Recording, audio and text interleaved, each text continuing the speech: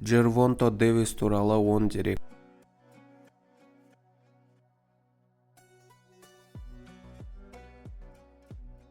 Джервонто Брайан Дэвис 1994 жылы 7 қарашада туған, танк лақап атымен белгілі американдық кәсіпқой боксшы.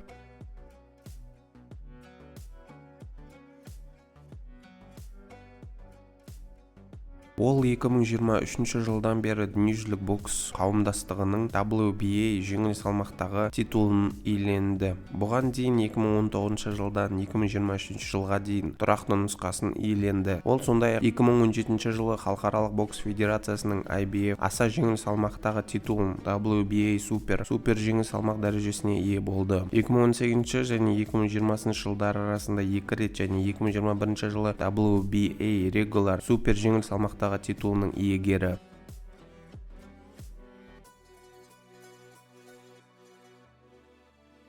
Екі мың 24 жылдың мамырындағы жағдай бойынша Дэвис ESPN нұсқасы бойынша әлемдегі екінші ең жақсы белсенді жеңіл салмақ дәрежесіне ие болды. Бірінші болып трансұлттық бокс рейтингісінің кеңесі бойынша All The Ring журналы екінші орынды иеленді.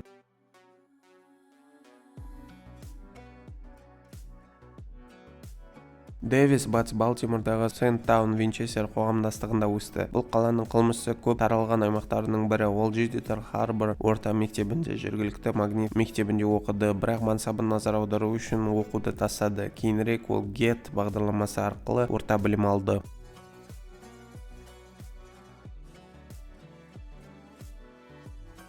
Дэвис 5 жасынан бастап Uptown бокс орталығында жаттығады. Дэвис HBO хит телехикаясы The Wire фильмінде Деннис Китти Уайз кейіпкеріне шабыт берген Калвин Форд үйретеді. Дэвис 2012 жылғы ұлттық алтын қолғаптар чемпионатында, 2006 жылдан 2008 жылға дейінгі 3 рет ұлттық күміс қолғап чемпионатында, 2 ұлттық жасөспірімдер олимпиадасының алтын медалін, 2 ұлттық полициялық атлетикалық лига чемпионатында және 2 рингсайд бойынша әлем чемпионатында жеңіске жетті. Дэвис өзінің әуесқой мансабында 221-5 рекордымен аяқтады.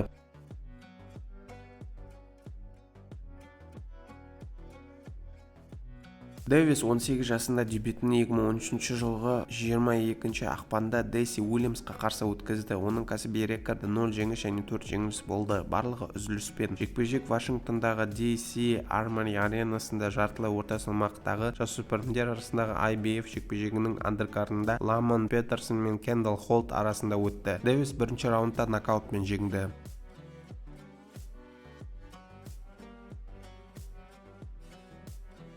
2014 жылдың тамызына дейін Дэвис 8 жеңіске жетті. Барлық жеңістер қысқа қашықтықта болды. Дэвис толық қашықтықты алғаш рет 2014 жылдың қазан айында ардагер 28 жастағы Герман Мерзаға 47-31-1 25 KO қарсы өткізді. Дэвис Меразды 3 және 5 раундта нокдаунға түсіріп, бірауыздан шешімімен жеңіп алды. Барлық 3 төреші жекпе-жекте 60-52 ұпай жинады. Соған қарамастан Мераз Дэвиске қарсы толық қашықтықта өткен бірінші боксшы болды.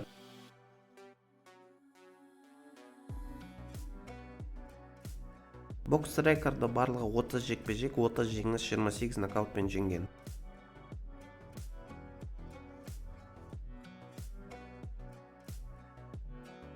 Бойы 5 фут 5 дюйм, 165 сантиметр.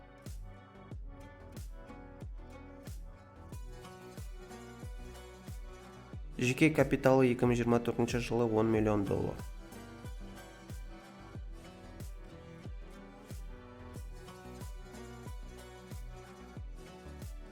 Назарларыңызға рахмет.